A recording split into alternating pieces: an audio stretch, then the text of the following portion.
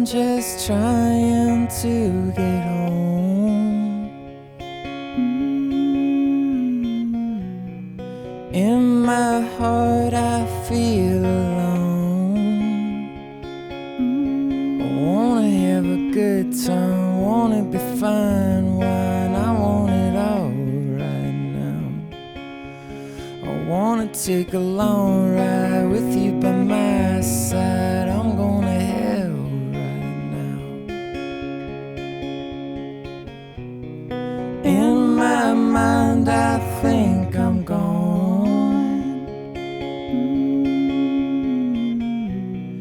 In my mind I can't turn on. I wanna have a good time, wanna be fine wine, I want it all right now. I wanna be a good guy, wanna just do right, I want it all right now.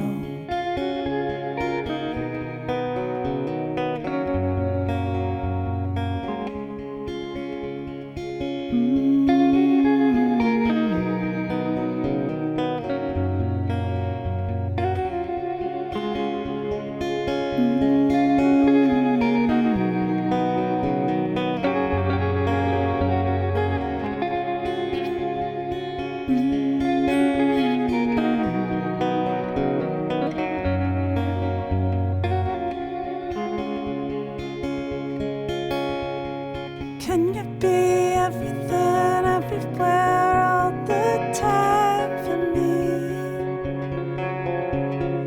Can you be everything, everywhere, all the time for me? Can you be everything, everywhere, all the time for me? Can you be everything, everywhere, all the time? I wanna have a good time, wanna be fine wine, I want it all right now. I wanna take a long ride with you by my side, I wanna be alright now. I wanna be a good girl, wanna just do right, 'cause I'm gonna hell right now. I wanna take a long ride with you by my side, I wanna be alright now. Whoa.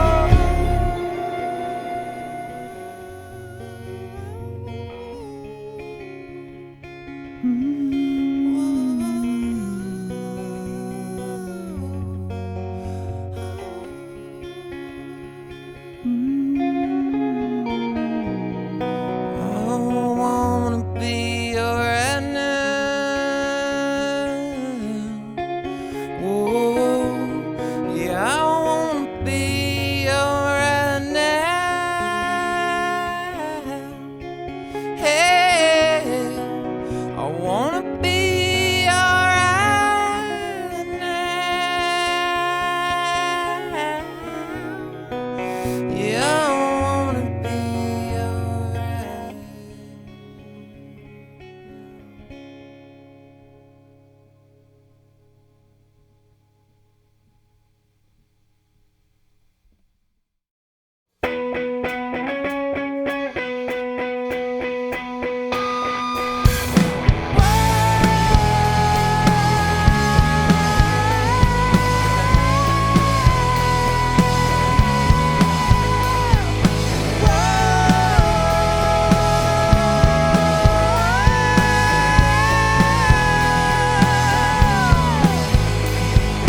Gone.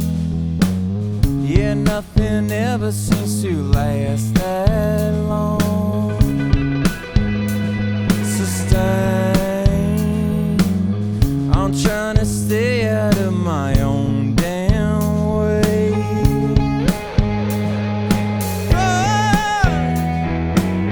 Yeah, nothing ever seems to last that long. So stay, I'm trying to stay out of my own damn way. Stay close to the chain.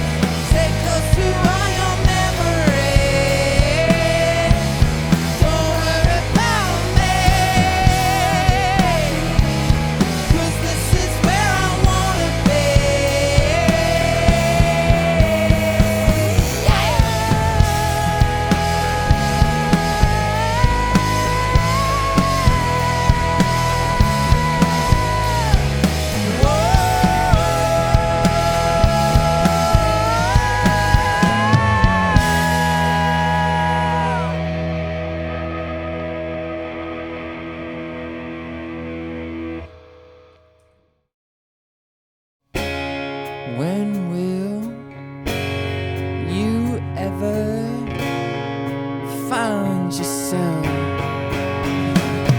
So you're out on your own, and nobody's talking to you on the phone. Yeah, nobody's talking to you. So you go, yeah, just to get into you. So what are you gonna? Yeah, you come, still you know, 'cause nobody sees you through. So you run, 'cause it's not enough for you. Carry on, there's only one life to lose. So what are you gonna? Hey, hello, I need to see your smile. Yeah. Oh, hell, I'm alone.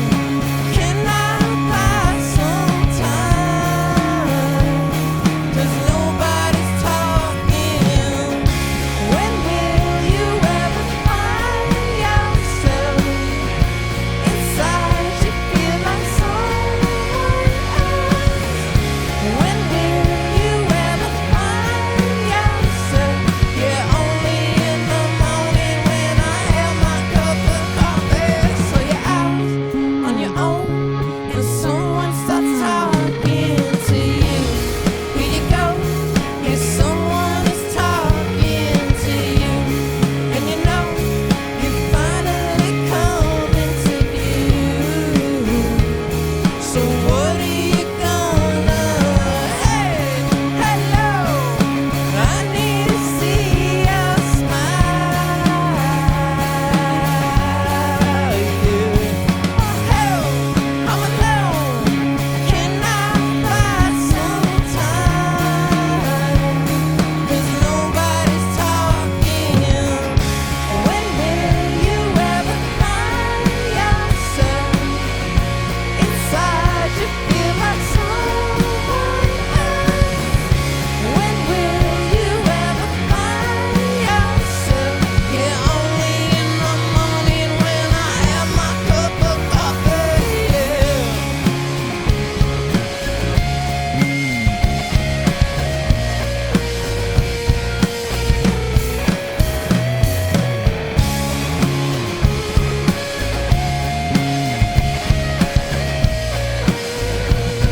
Yeah, what are you gonna? Hey, hello.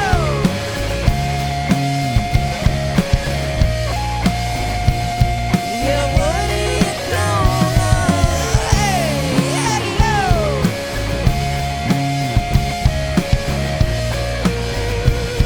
Yeah, what are you gonna do?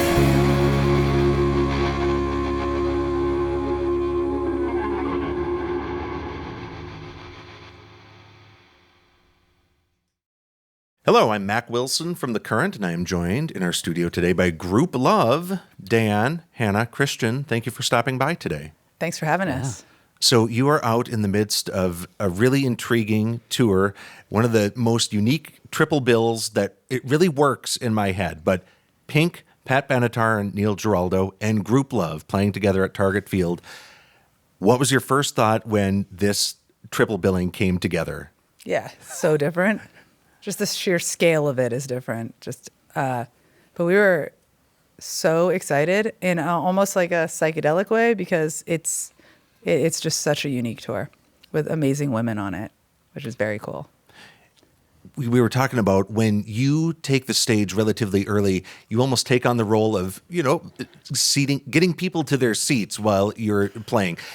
In your head, how is that a little bit different, obviously, from playing a headline show of your own? Do you have to adjust your own headspace, or do you just kind of let it fly? No, you adjust your headspace for sure. It took a couple shows to get used to it, but we have realized after walking around these stadiums that a lot of people are up in the what's that area called? Nosebleeds. Yeah. Like a lot of people. Like we've gone up there and had like standing ovations, during Pink's set, and so now we play to them. And they look like tiny ants, but there's massive screens where they see us, so there is that connection, and it's weird. So these are indeed stadium shows. Are there any particular, like, I'm thinking from terms of architecture, are there any stadiums that have really stuck out for you over the last couple of weeks? Yeah. Fenway. Fenway. Yeah. Fenway Park did 2 nights. Yeah. Were there people up on the Green Monster, or was that behind you? How did they set up the stage? There weren't people on the Monster. It was, and there's nobody behind the stage. But, you're flanked everywhere you look. And the facade of the Fenway Park with the press boxes in the back is just really cool. There's like nooks and crannies to that stadium that nowhere else really has, in the history. And you're kind of walking around and there's, major events happened over there or over there. And that's a really cool aspect of it. Wrigley's another one that'll be sort of like that, I think, with all the history. So you're going to the actual cool ballparks. No disrespect to US Bank Stadium, the Viking Stadium in downtown. That's like a giant room that Right. you're inside. These are buildings with actually some character, and that's got to Totally. be exciting to, learn your way around each of these new spots. Yes. It's very cool because actually Dan is quite the historian with these places. So he's seen Pearl Jam like everywhere Yeah. at every stadium like many times. So he has so many memories coming in, and it's really cool. It's for many reasons. He's also like a huge baseball fan. So I played my first game of catch the other day at Fenway. On Fenway, like on the dirt. Like Yeah. never worn a baseball mitt before and didn't realize it feels like you're wearing like an extension leather claw of your hand, and catching a baseball, just the sensation of it was so new for me. And to do it there, I just felt super lucky. It's just cool to be connected to that history, where you're like, FDR spoke at Fenway Park, to kind of like rally the country for World War II. Like even aside from, the baseball and all the lore and mythology and all that, like substantial stuff have happened at these ballparks because it is, America's pastime to be cliche. It's, it matters. It's really cool. We were chatting a little bit beforehand, and you said that you've had some time to explore Minneapolis-St. Paul, being in town for a couple of days. So with the pacing of this particular tour, you do get that time rather than like the more breakneck pace of where you're headlining and you're going city to city to city. You've had a little bit more opportunities to stretch out. So what are some of the sights that you've been able to see while you've been in town? Well, just to clarify, we actually had our first real day off of this tour here because our bus broke down. So we've been driving ourselves to every show, which has actually been, depending on your perspective at the moment, like pretty bonding for the band because it's like the return to the OG days. Would you say, Christian? Yeah. I just wanted to hear your voice. I do have a voice, but I'm happy listening to you guys. You love your voice. Anyway, it was but what did we do here? We walked. First of all, we got in this weird thing where we've been like checking our steps, which is like pretty dorky, but everyone just walking. Yeah. There you go. I think everyone does it now, but we were like, dude, I got 18,000 steps today. Just like walking across all the bridges. We went to Brasa, which is like, had amazing chicken. I think I told you the story, but after I was just like eating this incredible chicken 2 days in a row and like all the crazy sides, like the plantains, and was dipping everything in this green sauce. And I was like, excuse me, miss, what is this green sauce? It's so delicious. And she's like, oh, it's basically just mayonnaise. And I was like, oh my God, I've been eating tablespoons full of mayonnaise for the past 2 days. It was so good. We went back twice. Yeah, it was so good. We went along the river for a while, south of the city, and it was really pretty. And I saw everyone like commuting to work on their bicycles and running and exercising. Well, you're being was really nice. modest right now No, it was because nice. why did you go along the river? I started running lately in the last year or so, so I've been taking care of lot. myself, and it's fun to like get that time. and what did you not only clock yesterday, but how far did you run? 27 miles. No, he ran 10 miles. No, but it's nice to crazy. get that time, but also this is like, that was the longest I've ever run in my life was in Minneapolis, and it was the most beautiful run I've ever been on. Just like take that time early in the morning and just kind of like clear your head. It's nice to do here. And I look forward to coming back and doing it again when it's a little colder. Yeah, right. I'm thinking of terms of altitude. This has got to be a pretty good spot. It's not It's like great. you're up in the mountains or anything. So we hopefully are just the right spot for you. Yeah. We are in the current studio with Grouplove, and you mentioned too that you went to the National last night Yes. at the Armory. And You telling the story about that, it made me think about the way that bands support other artists over time. Now, bear with me. This is the memory that popped into my mind. Several years ago, there was a triple bill at XL just down the street where it was REM, Modest Mouse, and The National opening up. Sick. So The National had to like get all of their best songs into half an hour. And that's sort of what you're doing on this tour, supporting Pat Benatar in Pink. That's kind of like live music at its purest. You are getting the best half hour of music in your entire catalog, and you're presenting it as efficiently and yet trying to connect with as many people as you can. That's got to be, while that's sort of limiting, it's also got to be really exciting in a way, just playing the best of your best. Yeah. Well, I mean, I would say we've been changing up the set a lot, and we also just dropped a new album. I want it all right now. And so we've been playing a lot of new album, which we can't say like fans or people that have heard us before think it's the best, but for us currently, in this place in life, like the new is the best, right? It's the most exciting. It was just written. We feel the most connected to it. So that has been, it's been cool to like get to know the songs live at such a massive, such a massive space, and like sort of see what's connecting and what isn't. And what feels like right at the time too. And they all feel good. But it's nice coming out like swinging with one of your best songs, I think, for sure. It is a wild feeling when we're playing the last song of the set and we're like, we just started. Like we're just getting into it. Like I'm just about to do a flip or something. Feels like a fever dream. Yeah, you like get done and you're like, while it's happening, it feels surreal, but you get done and you're like, that was actually really fun, right? Like we had a great time. Yeah. And then like 2 hours later, you're like, that was amazing. It's just, it happens so quick that it's hard to even, it feels like you were saying earlier, like you have those days where your brain feels outside of your body. That's kind of how it feels to play in those places for that short of a time. Yeah. Yeah. I've been thinking about the title of the new record, I Want It All Right Now, and how, correct me if I'm wrong, it's my interpretation of the title anyway. It's sort of a sentiment that a lot of us have had, like coming out of the worst of the COVID-19 pandemic. You want your music out to the world. You want to do everything right now. It sort of mirrors that feeling like, okay, we need to make up for lost time in a lot of different ways. Yeah, I love that interpretation. Yeah. I think that the title, just like our songs, kind of like gets like a new meaning almost every day. But like, I like that one. So I'm just leaning into that. I'm curious about one of the metaphor meaning-wise in one of the songs that you played in our studio today, Cheese. I thought of that self-help book, Who Moved My Cheese, where you're trying to adjust to these seemingly small changes that might pop up on any given day, but they have the potential to really, really throw you off. That's something that, I mean, I've struggled with over the last couple of years, and I'm curious if that's the central metaphor or whether it's money, or what is the cheese in this song? The cheese is like a place in your mind where you go to feel okay, I think. But I don't want to tell you what it is because it can be anything you want it to be. But I think when we wrote that song, it's like life's moving so fast and it's so chaotic, especially as you age. You want to hold on to all these dear kind of core memories that kind of help you define who you are and not lose sight of that. And it's always like, keep that close. Like, remember your beautiful self amidst all this like crazy world events that are always happening more and more. Yeah, like stay close to that. And like stay close to your purity, I think that's where it kind of comes from.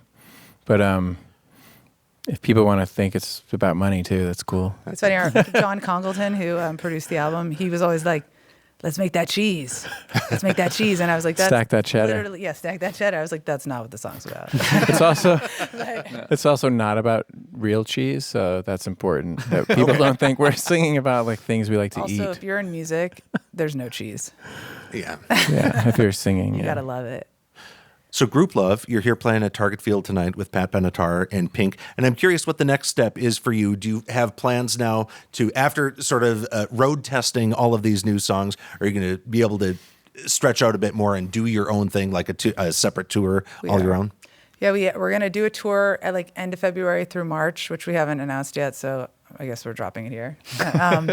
We're like workshopping some names of the tour right now. We got a good one going, which is the Rock and Roll You Won't Save Me tour, which is a line in the last song of the album. But it's going to be so fun to go from playing these stadiums to go and play to our fan base with this new album and really just like reconnect.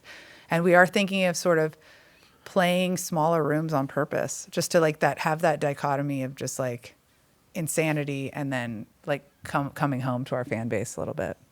This is deja vu for me because I had a very similar conversation a couple of years back with Metric, where they put out a new record. They went out with Smashing Pumpkins, and they're like, well, Smashing Pumpkins fans, they were kind of like apathetic towards the song. Like, it was good, but it was okay. But then they went off and they really got a grip of what their new songs were all about, and then they did their own thing, and that helped them in the end. So Definitely. that's sort of striking me as a parallel here. Yeah. I asked them at one point if they met Billy Corgan. They're like, well, no, not really. So I once met Billy Corgan when I was working backstage at the Hammerstein Ballroom in New York City. I was like stocking dressing rooms, and he was going around, and I had a CD I wanted to give him. And I went up to give it to him, and he had like an assistant who he wouldn't take it, and he was like, pointed to her, and she took it, and there was like 10, 12 other CDs in this pile. I was like, oh, he's never going to listen to that. Oh, man. I've never heard that. That's wild. So you've got a Billy Corgan story, but now I'm curious. Do you get the chance to sit down and chat at all with Pat Benatar and or Pink? We haven't yet, but I feel like this tour for us is really split into two parts. And one is where we're the opener, and the next one we're, do we call it main support? Yeah. Feels so, I feel like is that. So the next part of the tour is just us and Pink and DJ Cut Up opening. Yeah. And I think that's going to lean to a little bit more of a hang. But right now it's pretty chaotic. We're all just like traveling.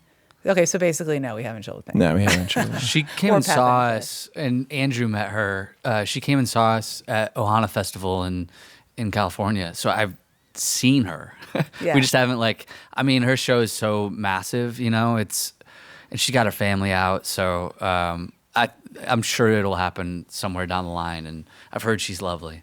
Well, that's something, even just saying that Pink has seen you perform, like Pink knows who I am. Like that in and of itself, that's exciting. It is. She wrote us all these beautiful cards on the first night of tour saying like what a fan she is and how happy she is we've joined the tour. Yeah. And she offered us the tour after seeing us at Ohana. So it's super it's a nice organic way to go about it. Yeah, it's really cool. And I had something to say, but I think it just left my mind. It's outside of your head. Like it's outside. It's right here. Yeah. It's right here. But it was cool. Oh, we're going to get Dirty Little Freaks from Pink's song tattooed on all of us on this tour at some point because we are Dirty Little Freaks. And I feel like that song is the raise your glass. Anyway, if you don't know it. Christian's like, I don't know about we're going to get it. I'll do it. Just I'm going to do it. No, I'll be a team player and I'll get it. If you want to get it with us. It's like full chest, old English, Dirty Little Freaks. Well, I don't have any tattoos, and I'm kind of scared of doing it. Dirty Little Freaks, that's too many characters for me. I keep it shorter, like Trouble. Like, I would get Trouble tattooed on my body. DFL. DLF. DLF. DLF. It's very close to something else. Yeah. But DLF is, I think, like that. It could be like our like insider interview crew. Well, the next time you see me, maybe I'll have DLF tattooed in Old English. In 15 years, that's going to stand for something like bad. Yeah, I know. This is all. Yeah. This is all going to come back one way or the other. So, all right. Well, Grouplove and we have plans for the future, and you have plans for the future too, and we're wishing you the very best luck. We're loving the new song "Hello," especially thanks for playing it. Thanks for playing it. That you have been playing, and that you played today. So, thank you again for stopping by, and best of luck. Thank you so much. The Current is public media made possible thanks to member support.